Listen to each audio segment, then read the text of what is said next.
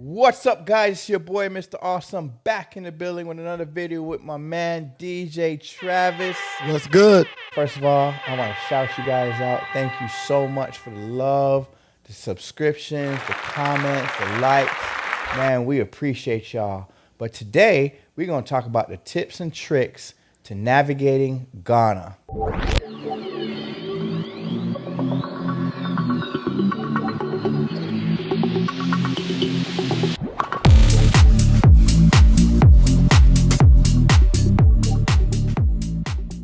To visit Ghana, you will need a visa, a yellow fever vaccine, and a passport. And I said this in the video before, if you don't have your passport, you're doing yourself a massive disservice. Get your passport.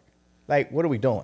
You may have to escape, man. You may have to get up out of here quick. So you should always have that and be prepared just in case you got to leave. And we know. We know where we live in. We know where we live in. Things are pretty chaotic right here in the USA. Mm-hmm. So if you want to know and how to get the visa, you can watch this video here. It'll give you a literal walk down of how to get your Ghanaian visa. It's not a hard process, super simple. The yellow fever vaccine, I'm going to attach a code on how to get the yellow fever vaccine for a discount because typically it's $250. However, I was able to get it for $150 from my local pharmacy. So I'm going to help you guys on that, so it'll save you some coins there as well. And there was no issue, I didn't feel anything after I got it. I'm just a little sore, but I didn't have any other kind of effects after that, lingering effects. So don't not be afraid to get it for fear if you may feel bad, because you won't feel bad. I didn't feel anything at all. Right. And guys, you do not need a COVID vaccine as of today to visit Ghana. Oh. So no COVID vaccines needed. You do not need to bring your records. You can if you want to, but it is not needed. Okay. So the second thing we want to get into is, guys, when you land at the airport, there are going to be a myriad of people approaching you to ask you to take your bags, to help you get somewhere, get your taxi. Your job is to say no to everything, unless you really want some help. Yeah. Now, if you do want the help, be prepared to pay for it because the help does not come for free.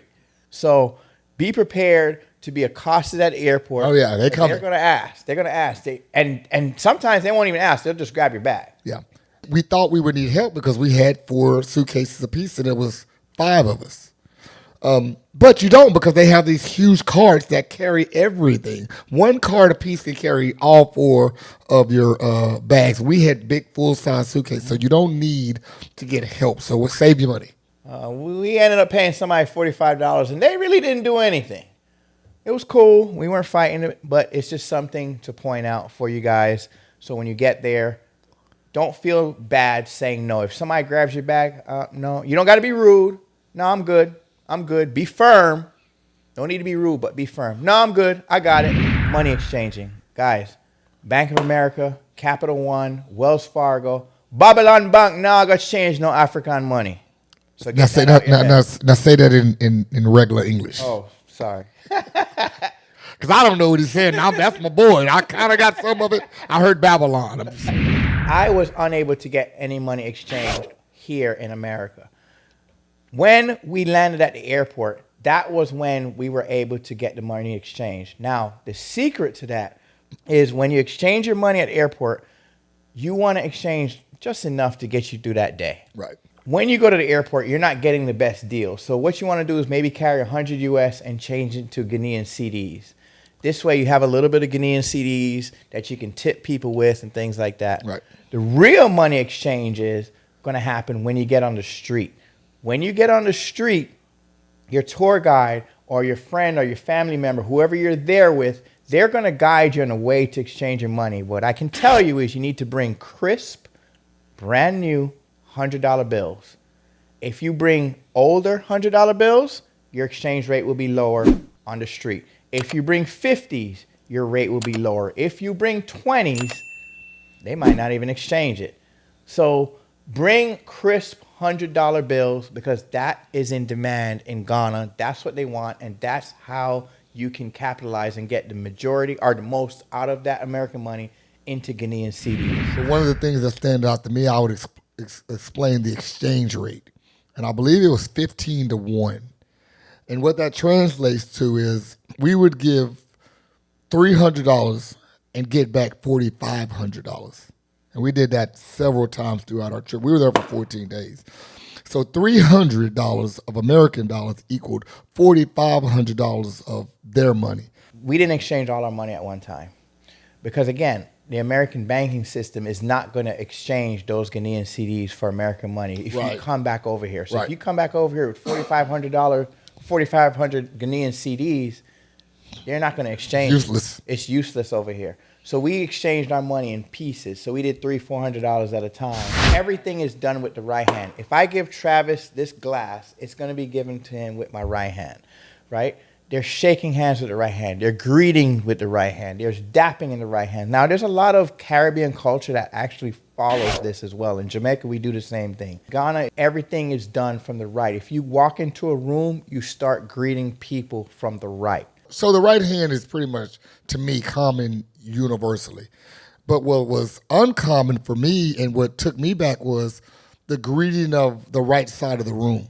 I remember Diallo, he walked right past me and went to the right side of the room and made his way back around to me to shake my hand. I didn't think it was rude because I already knew kind of the culture, but I had forgotten at that moment. So that was a little different for me. From the way I was raised, that whoever I come in contact with first, get the handshake. But there is right side first. Yep. And that leads us right into the next subject. When you're tipping, tip with your right hand. And folks, I don't know why.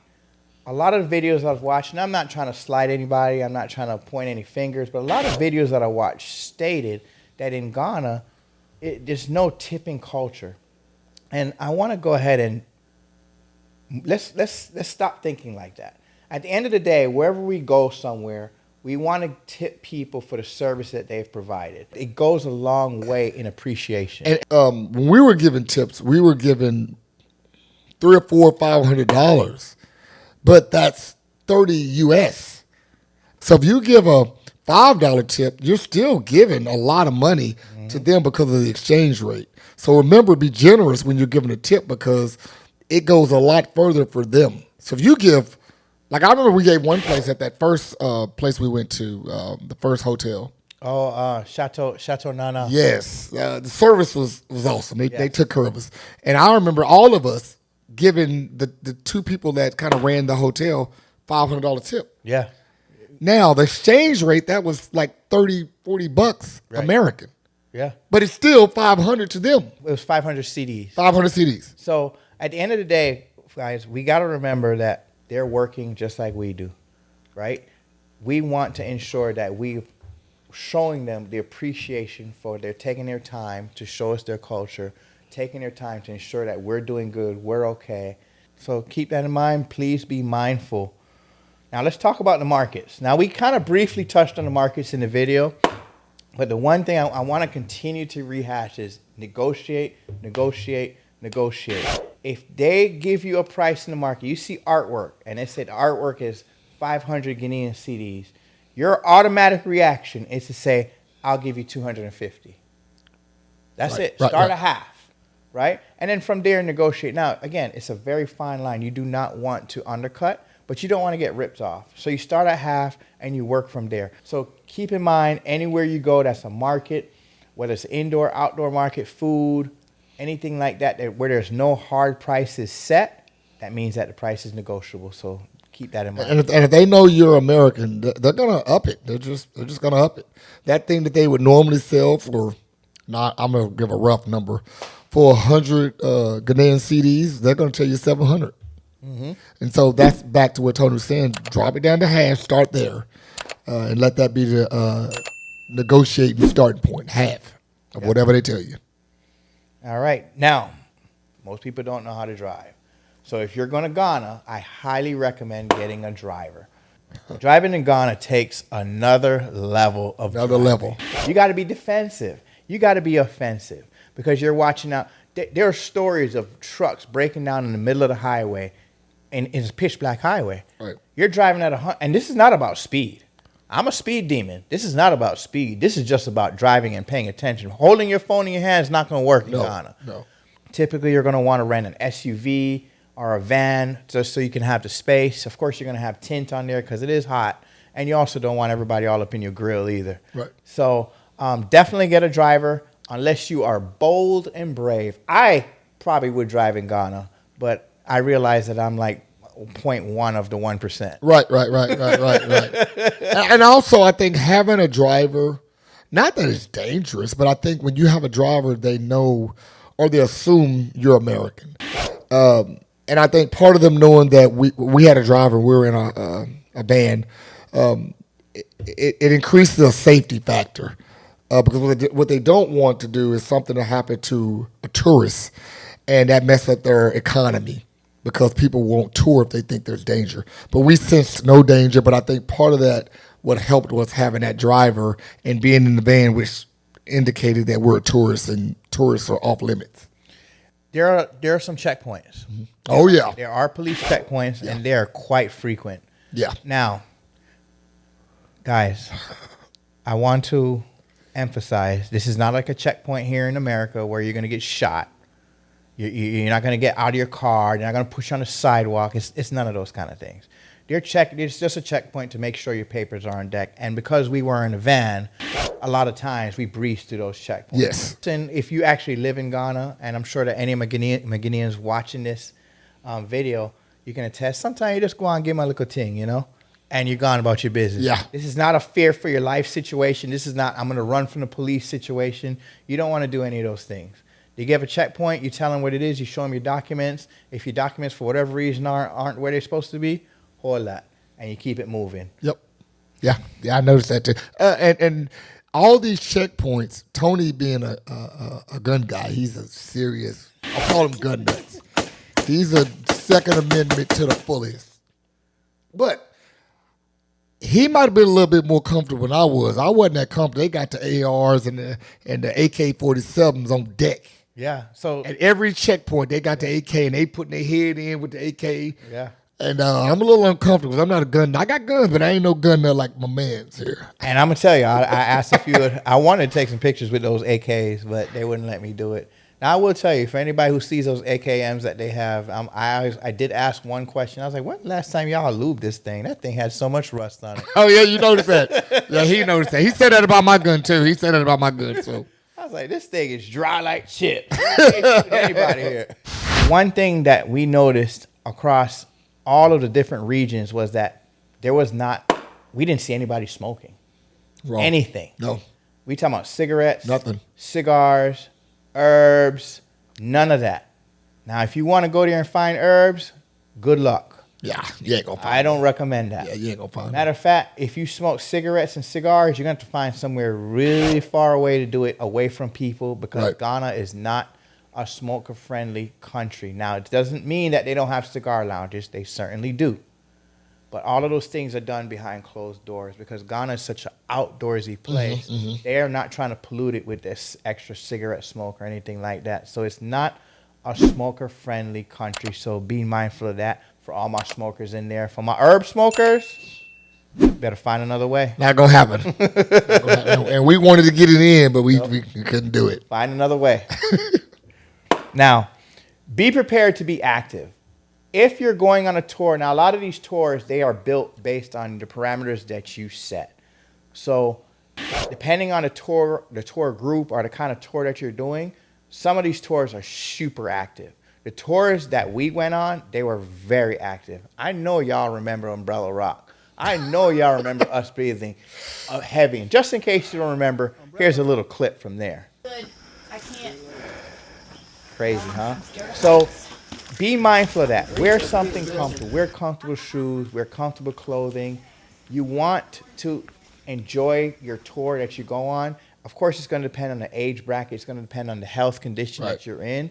But you want the tour that you build, regardless of what tour it is, there's going to be some certain level of activity because no one's going to Ghana. No one's flying 17 hours to lay on a beach. That's just not a thing, right?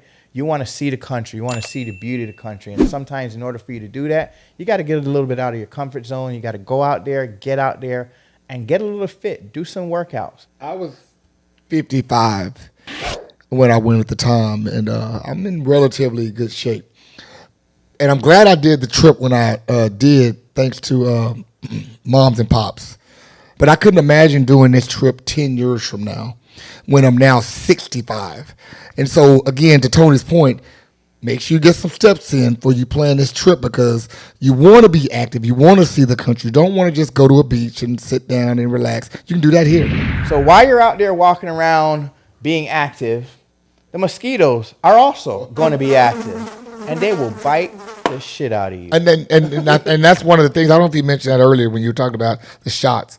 You have to get a malaria shot. Yeah, we get. Oh, you got to get a malaria shot. Yeah. Yeah. Well, it's a malaria pill. Malaria pill. So yeah, you're right. You want to take a malaria pill. Now, you have to take these pills a little bit before you get there and a little bit after, right? Guys, you do not want to go there and get sick. Take these pills. I hate taking pills. I don't take pills for anything. Maybe allergy pill because they're so tiny, but I hate taking pills. I don't like swallowing pills. So, guys, taking malaria pills, you're going to need mosquito spray with DEET in it. You're going to have the DEET because for whatever reason, those mosquitoes there, they on steroids. They're aggressive. They lifting weights. They built with it. They're like Travis over here, pumping iron. So they're going to jack you up. Yeah, right. So without the DEET, or with the DEET, you don't have to worry about the mosquitoes, but you have to spray this stuff. You're taking 2 showers a day because it's an active trip. At least our trip was an active trip. Right. So you're taking a shower, you spray on your DEET, you're good to go. You go out to dinner, you spray on your DEET, you're good to go. And the next thing I want to tell you is electrolytes. You want to drink a lot of water. Ghana is a hot country. Yeah. It can get hot. So you want to continue to go ahead and hydrate yourself and ensure that you're not out here just walking and not replenishing these electrolytes. Drinking juice and drinking soda is fine. Not recommended. Drinking liquor is recommended for nighttime. Don't be like me. I was drinking all the time. But I drank a lot of water and I drank coconut water. And those are going to be your 2 friends right there. DEET will be your skin friend. About the water thing. So let's address the water thing. So you can't drink any of the water. All water is drinking from a bottle. I'm assuming they can drink the water. They can because they have an immunity against whatever parasites may. But we had to drink bottled water. Another thing I noticed, we both got sick at some point, and I'm gonna attribute that to taking a shower because you wash your mouth out with the shower water's getting in your mouth. Try to avoid that because we didn't drink any water other than put in the shower when you brush your teeth. Yeah. Use bottled water. I use regular sink water, not thinking. And that's still going in your mouth. Yeah. So just be careful and don't consume any water unless it's from a bottle. So all my Guineans watching this video, is it safe to drink the tap water? All right, guys, so one last thing, and this is just an extra. When you're going to these markets, when you're going to these different establishments, try not to give your real name. Because what's going to happen is someone's going to say, "What's your name?" Travis. And they're going to start making a bracelet. And guess what that bracelet's going to say? Travis. And that's going to cost you. Well, now you got to buy the bracelet. Yeah. Because you didn't say I wanted a bracelet. You didn't give any explicit permission, but you watched him work on that bracelet. So what are you going to do? Say no? Your name is literally on the bracelet. Yeah. Yes, you can say You can say no, but it's kind of disrespectful. This man been working on this thing. He's been working on it. And again, guys, it's not going to break your arm. It's not going to break your leg. He's going to say, give me 500 Guinean CDs. You say, I'll give you 250. And you negotiate from there. Yeah. Right? But just be careful when you're giving your name out. And that goes for any trip that you go on. Be careful giving your name out and be careful giving your location out. I travel a lot. And people ask me, "Yo, what hotel are you staying at?" And I never tell them. I always say, "Yo, I'm up the road there somewhere. I don't remember." Because you start giving them hotel, and again, this is not just a Ghana issue. This is just anytime you're traveling anywhere in the world. Just don't randomly give your name out to just any and anybody because they will utilize that against you. Somebody will walk up and say, "Hey, Tony, what's up, man? Yeah. And then you think that this is a person you know or a person that's supposed to be providing you a service. So just be mindful of that. And the reason why we laughed when he made that last point was because the first thing we talked about, our tour guide told us, "Hey, don't tell people your name." We walked right into the market, And the guy will say, "What's your name?" And I'm like, "Travis. I'm Travis." Yeah, and they all looked at me like, didn't they just tell you don't say your name? Because I'm friendly. Not sweet, not soft, but I'm friendly. And so I was like, "Travis, what's good, man?" You know? Yeah. And before I knew it, I had a bracelet I had to buy. Literally. It was on his hand. It was overhead. I went to Italy and got hit like that one time. Right. The guy was like, "Hey, what's your name?" I was like, "Tony." Next thing you know, there's a bracelet on my hand. I was like, "What is this?" "Oh, you say your name was Tony. You're a good you." I said, "No." I know I'm a good youth. I don't need a bracelet to tell me that. Right. Guys, if you could think of anything that we may have missed, expound on anything that we have covered, please get down in the comments. We are all excited to come back to Ghana. We cannot wait to explore the country. And if you haven't checked out our Ghana videos, please get in there, check them out. Thank you so much for watching the video. Peace, y'all. Peace.